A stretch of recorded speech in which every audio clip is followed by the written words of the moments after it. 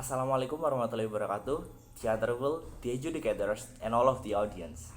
My name is Rizki Syahputra from Senior High School of Excellence, CTAF Foundation, SUKOHARJO, as the first speaker of the government team. Ladies and gentlemen, when we hear about single-sex schools, we know it becomes a new idea program for the government. But at the practice of these ideas, it becomes more pro and contra for the word education. So our motion today is this House believes that single-sex schools are better for education. This House on this motion means the educational government all around the world. Single-sex schools are schools that only admit those of one specific gender, believing that the educational environment fostered by single gender is more conducive to learning than a co-educational school. Education is the process of facilitating learning of the acquisition of knowledge, skills, values, morals, beliefs, and habits. Educational methods include teaching, training, storytelling, discussion, and directed research. So the meaning of our motion today is the government believes that the school that only admit of those one or specific gender are better for the process of learning and acquisition of knowledge. Me, as the first speaker of the government team, truly agree with the motion today that this House believes that single-sex schools are better for education based on my argument to win this debate. Single-sex schools are schools that only admit those of one specific gender, believing that the educational environment fostered by a single gender is more conducive to learning than a co-educational school. Studies conducted have shown that boys gain more effective in academically from studying in co-education schools, but the girls find segregated schools more conducive to achievement. Then, what is the benefit of single-sex schools? Research shown that single-sex schools have many advantages for their students. On the whole, students educated in single-sex school have more confidence than their co-education peers and perform better academically.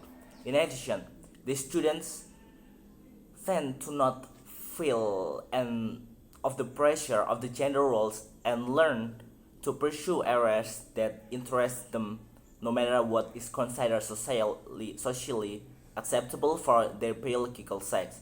Thought it is impossible to make true generalization about all same-sex schools.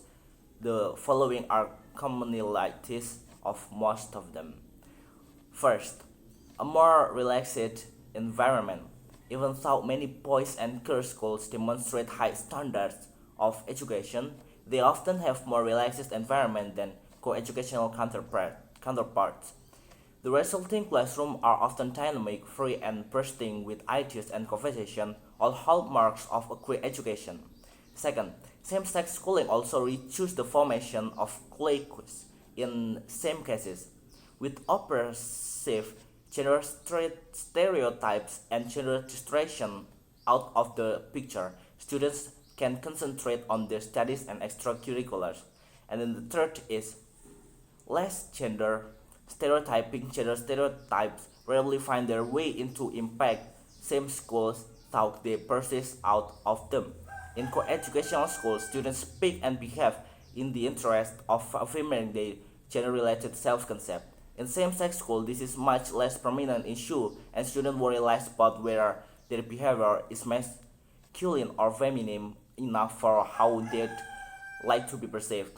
And fourth is curriculum tailored to students' needs and interests. Same-sex schools train their teachers in gender-specific teaching so that they can take full advantage of the opportunities and sex-segregated classroom efforts.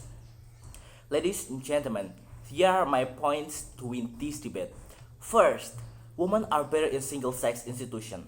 Women in particular benefit from a single-sex educational research shows that they participate more in class, develop much higher self-esteem, score higher in aptitude tests, and more likely to choose male disciplines such as science in college, and are more successful in their careers. In the USA, who careers of women's college outnumber all other women, there are only approximately 15 women's college left in states today.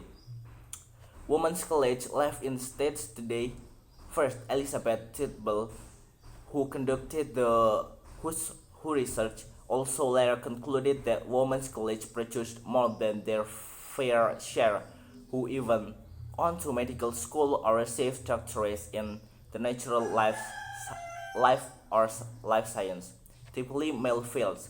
Second, boys and girls are unwelcome distraction to each other. Boys and girls distract each other from their education, especially in the adolescence as their sexual and emotional sides develop. Too much time can be spent attempting to impress or even sexually harassing each other. Academic competition between the sexes is unhealthy and only adds to unhappiness and anxiety among weaker students. And then the third is boys and girls develop at different times and speeds, therefore they should be taught separately. Co-educational schools attempt to establish an uniformity in the teaching of two groups, boys and girls, who typically learn and develop it at the different and using different methods. They don't develop in the same way or the same time. Boys favor visual processing and do not have the hand mirror control that girls readily achieve in early grades. Widely accepted that boys develop more slowly than girls. That is true at every level of analysis. Therefore, it should come as no surprise, at least in the United States, elementary school boys are only 50% more likely to repeat a grade than girls, and they drop out of high school a third more often.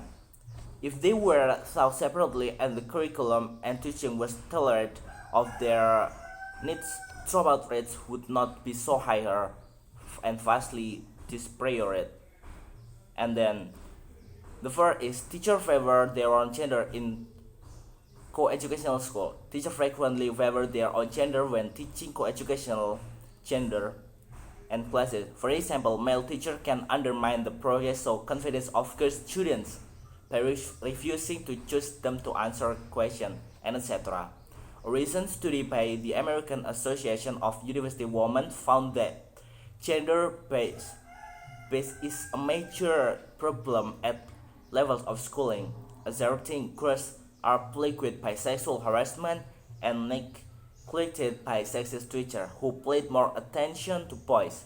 As a result, girls tend to fall behind their male counterparts. For the conclusion, according to the National Educational Association, single-sex classroom can make it easier for teachers to match their instruction style and behavioral characteristics. Girls reap the most benefits from being together. They feel more comfortable about their abilities without worrying about how they appear to boys. Same thing for boys. They worry less about appearance to each other. So, me as the first speaker of the government team will say agree to this motion. That's all from me. Thanks for your kind attention. Thank you. Wassalamualaikum warahmatullahi wabarakatuh.